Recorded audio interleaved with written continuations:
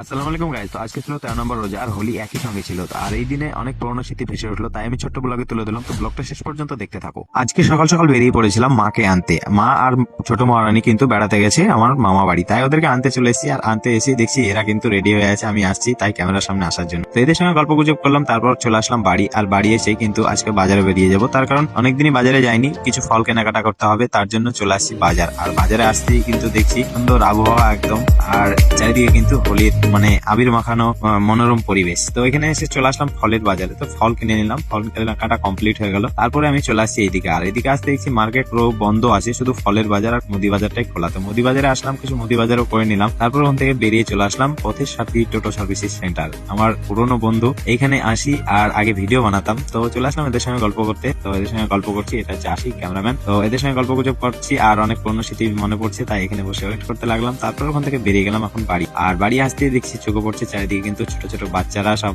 আবির খেলছে। আজকে হচ্ছে আবির খেলা, তারপরের দিন হচ্ছে রং খেলা। তো আজকে সবাই আবির খেলছে বাচ্চারা, আর এই দিনে কিন্তু বাচ্চারা খুবই আনন্দ করে, বড়রা সবাই আনন্দ করে। আর এই দিনে আমিও আনন্দ করেছিলাম। তো এইসব দেখে তারপরে চলে আসলাম বাড়িতে। আর বাবার লাগানো সেই পুরনো স্মৃতি গাছ, তার নিচে একটু ঘুম পেড়ে নিলাম। ঘুম পেড়ে তারপরে বিকেলবেলায় বেরিয়ে গেলাম এখন নতুন গ্রাম করতে, মাকে আর আমার বড় মহারানী। তো চলে আসলাম নতুন গ্রামে। আর নতুন গ্রামে আসতে কিন্তু সেই পুরনো স্মৃতি, এরকম বাচ্চাবেলায় কিন্তু এখানে আসতাম।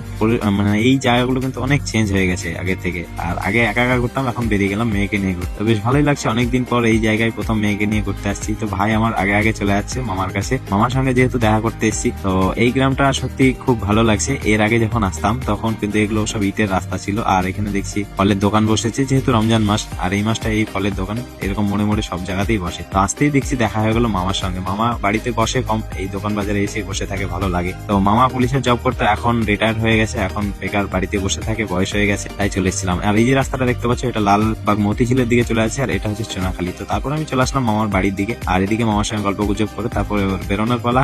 ওখান থেকে আমরা বেরিয়ে চলে আসছি বাড়ি। আর বাড়ি আসতেই কিন্তু আশেপাশে এখানে নতুন গ্রামে শুধু আম আর লিচুরি বাগান, পুরো সাইডটাই কিন্তু শুধু বাগান। তো এইসব দেখে তারপর চলে আসলাম বাড়ি। আর বাড়িতে এসে ছোট মহারানী উঠে পড়লো আমার কোলে। আর অনেকক্ষণ দেখেনি, তার জন্য খুবই খুশি। আমার কোলে এসে ক্যামেরার দিকে চলে আসছে একদম দেখতে। তো আজকে এইভাবেই রমজানটা কাটালাম, তারপরে সবাই একসঙ্গে বসে ইফতার করে নিলাম। তো এই ছিল আজকে সারাদিনের ব্লগ। তো ব্লগটা কেমন লাগলো, ভালো লাগলে লাইক শেয়ার করে পাশে থাকো। দেখা হচ্ছে আবার পরের ব্লগে। Bye, tata.